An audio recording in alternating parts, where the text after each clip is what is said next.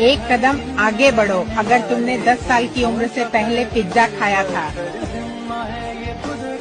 एक कदम आगे बढ़ो अगर प्राइमरी स्कूल में तुम्हारे पास एक ही समय में 3 जोड़ी से ज्यादा जूते थे। एक कदम आगे बढ़ो अगर 10 साल की उम्र से पहले तुम्हारे पास साइकिल थी। एक कदम आगे बढ़ो अगर तुम्हारी माँ तुम्हें हर रोज स्कूल छोड़ने जाती थी।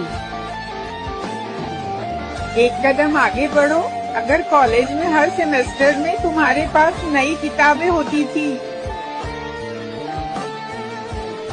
एक कदम आगे बढ़ो अगर तुम्हें अपने परिवार की आर्थिक रूप से मदद करने के लिए 10 साल की उम्र से पहले काम करना पड़ा।